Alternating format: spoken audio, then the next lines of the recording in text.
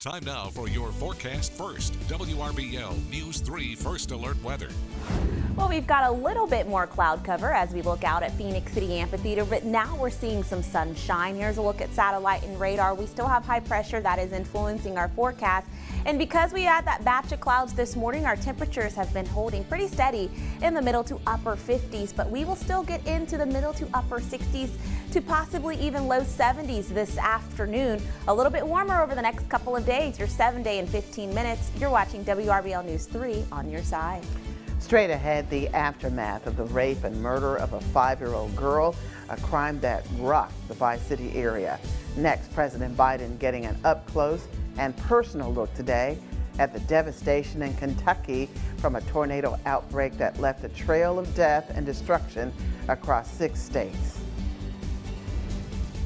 And it's the final countdown, folks. We've made it to the last stop of our Holiday Heroes campaign, but we need your help to help us finish strong. Details how as News 3 Midday starts right now. On your side, this is News 3 Midday.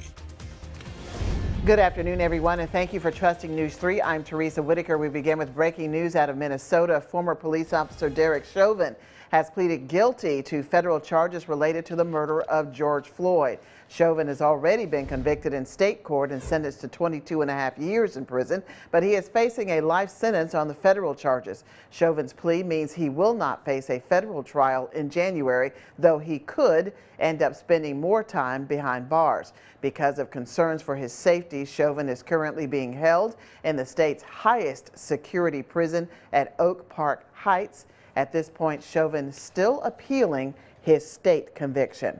To Russell County now with continuing court coverage of a Columbus man charged with capital murder and the death of 5-year-old Kamari Holland. After a brief hearing Tuesday afternoon, Circuit Court Judge David Johnson issued a gag order in the high-profile case. Jeremy Tremaine Williams made an initial court appearance in the Russell County Courthouse. Once inside, Williams told Circuit Court Judge David Johnson he did not want an attorney. However, because it's a death penalty case, Johnson appointed attorney Chuck Floyd to advise Williams.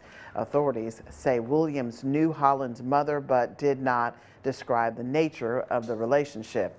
Sheriff Heath Taylor says Kamari Holland was sexually assaulted and the cause of death appears to be asphyxiation. Floyd explains why he requested a gag order for this case. I've handled capital murder cases in the past where we've had to have change of venues, and it was extremely tough to get a unprejudiced jury venire. Therefore, we wanted a gag order until a further hearing is held on that. We'll respect whatever the judge does on that, but clearly everybody wants a fair trial here. Williams has been accused of crimes involving children before. Sheriff Taylor says Williams was a suspect in the case of a missing 1-year-old in Alaska, but he was never charged. Williams was also charged with assault of a 3-year-old boy in Russell County in 2009, accused of burning the child with boiling water. A jury acquitted Williams of those charges. Today, President Joe Biden is headed to Kentucky to survey damage and offer federal support for the victims of the devastating tornado outbreak last weekend. At least 88 people are dead across 5 states after more than 30 tornadoes touched down.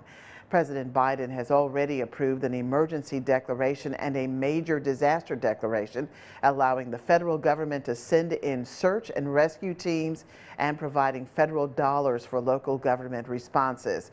Insurance experts say the financial losses could reach $5 billion across 6 states. We're nearing the finish line of News 3's 2021 Holiday Heroes Project. Our 6th annual On Your Side community campaign wraps up today. Our 5th and final donation drive is underway now at McDonald's on Macon Road in Cross Country Plaza. News 3's Blake Eason is there and joins us live at midday to get us started on what we hope will be our best day of giving yet. Hi, Blake. Hey, good afternoon to you, Teresa. You said it best. This is our final stop, but we are believing it is going to be the best one yet. I mean, take a look at this table in front of us. This doesn't even show all that we have collected so far. And if this is your first time getting involved, what we are collecting is for two really great nonprofits right here in the Chattahoochee Valley. First up, our friends over at Valley Rescue Mission and their efforts to keep folks warm this winter. Gloves, shoes, jackets, coats, blankets, anything to keep them warm this winter. And of course, our friends over at Santa's Castle at Fort Benning, a new or unwrapped toy and gift cards for our military families right here in our backyard. So you got plenty of time, 11:30 to 6:30. But the truth is, Teresa, this would not be possible without our sponsors. Of course, we want to thank Daniel Appliance. They're our presenting sponsor. Our host today, P's Old Family McDonald's. We're here at McDonald's on Macon Road. You cannot miss us. Of course, our friends over at Mike Costello Law Firm. And on that note, their marketing director joins us now. Yes, on paper, he's the marketing director, but I would say he is the life of the party. I don't know how they always find you and I together, but it's always a party when you're involved. How is your world right now, Ricky? Listen, man, we're just grateful to be back outside, right? We're grateful for this beautiful day, man, and we're grateful to be a part of this opportunity here, man. It's been a long time, and you know, we just enjoy it, man. We appreciate it. Hey, we appreciate you, and we appreciate the law firm. I mean, you guys always give back. Why is that so important for you guys to give back literally year-round, not just during the holiday season, but of course, it's even important to give back in the holiday season as well? Well, one of Mike's big things is give back. You know, to whom much is given, much is requested. So that's his thing. His thing is making sure that we give back. Give back, give back, give back. Literally, and if you hang around here long enough, he might drop some bars. I don't know. You got to get here quick, maybe swing by on your lunch break. Do yourself a favor and come down here and donate. I told you, it was only a matter of time, Teresa. You literally can't make this stuff up. We'll be out here from now until 6:30 tonight. We hope to see you swing by here at some point, but much more from our finale out here at the McDonald's on Macon Road. But for now, we'll send it back to you in studio. All right, thank you so much, Blake. We're going to take a quick break right now, but when we come back, Nicole will have our first alert forecast.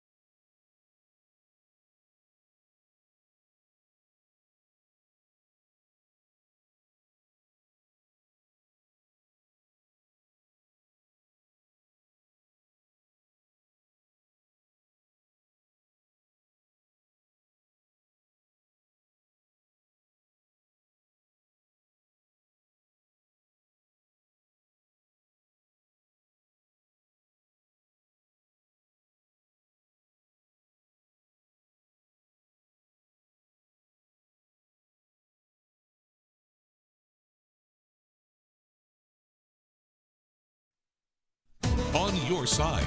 Meteorologist Nicole Phillips has your first alert forecast. Well, we had some clouds this morning, but since then we're starting to see a little bit of sun. Here's a look out at Phoenix City Amphitheater. Because we do have some sun now, our temperatures have warmed up. 63 degrees in Columbus, 65 out in Americas. Look at Fort Gaines coming in at 66 degrees. Some of us still with a little bit of cloud cover, keeping our temperatures cool, but I do think as we go into the afternoon, we'll continue to see peaks of sun. So high pressure has influenced our forecast for the last few days, and it will continue to do so. But watching this front that will come in by this weekend, that's going to give us our chance for showers. But first, it's going to cause some issues in middle of the section or middle section of the nation here. So looking at the severe risk, this front ahead of it, a moderate risk of severe weather from Omaha into Iowa, just south of Minneapolis into Wisconsin. This is the first time that the Storm Prediction Center has ever issued a moderate risk in December for this part of the country. So just how rare this is. Tornadoes and strong winds are going to be a factor up there. Then on the back side of this front, we've got a high wind warning for winds gusting up to about 80 miles per hour. In fact, just before midday, there was actually a report of the gust of about 80 miles per hour right along the Kansas-Colorado border. So big time issues with that front out west. That's not going to be the case when it reaches us here.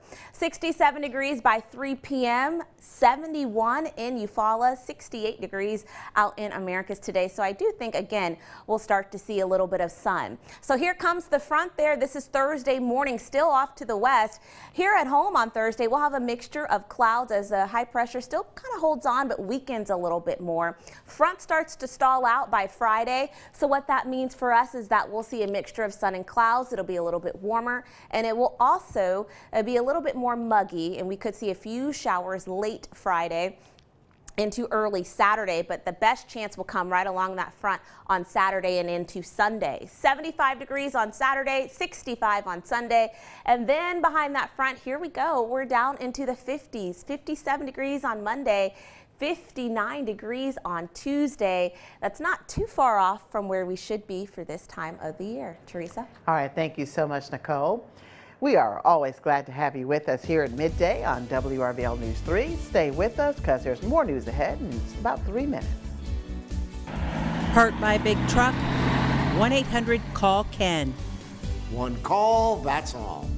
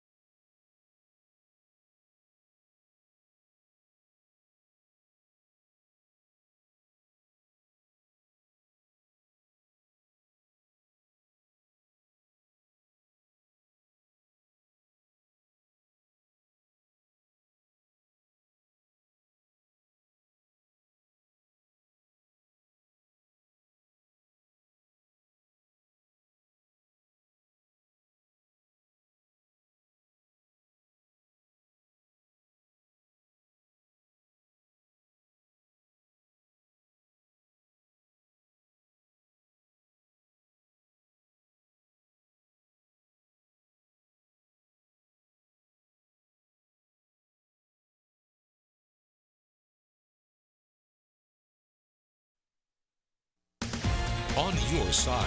You're watching WRBL News 3 Midday. Let's head back out now to the finale of our 2021 Holiday Heroes campaign with News 3's Blake Eason. Hey, Blake.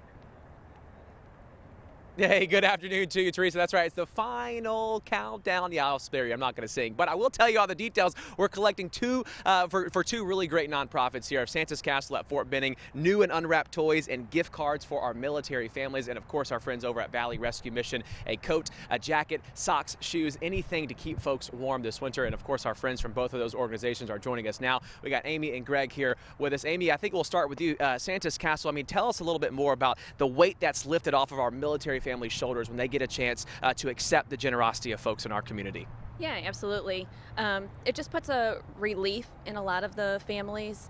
Each of these children get about $125 worth of toys, so they don't have to worry about nothing being under the tree on Christmas. So. And it's just a simple task of bringing in a newer unwrapped toy or a gift card. It really does go a long way. And Greg, it feels good right now, but we know the cold is coming. I mean, tell us a little bit more about how impactful a coat or a jacket could be to someone who might not have a place to call home. I mean, it's amazing to see, number one, the need that currently exists in our city for individuals who, yes, are living on the streets of Columbus, Georgia. They do not have a home, and they need items that are being donated through Holiday Heroes. They need those jackets, those blankets, those toboggans, the gloves, socks, you name it. If someone doesn't have it, it's very vital that they receive it. And we're just thankful that we're to be a part of Holiday Heroes, for people to come out, enjoy this beautiful weather, and give. And we thank you for letting us be involved. We're thankful for the work that both of you guys do, literally on the front lines, folks. You get a chance to be a holiday hero this holiday season. We'll be here from now until 6:30 tonight. Teresa, I believe you'll be taking over the reins a little bit later, and it is really off to a great start. We'll send it back to you in studio. All right, thank you so much, Blake. We'll stick with News 3. When we come back, the heads of 5 major U.S. airlines are testifying on Capitol Hill today why they're in the hot seat.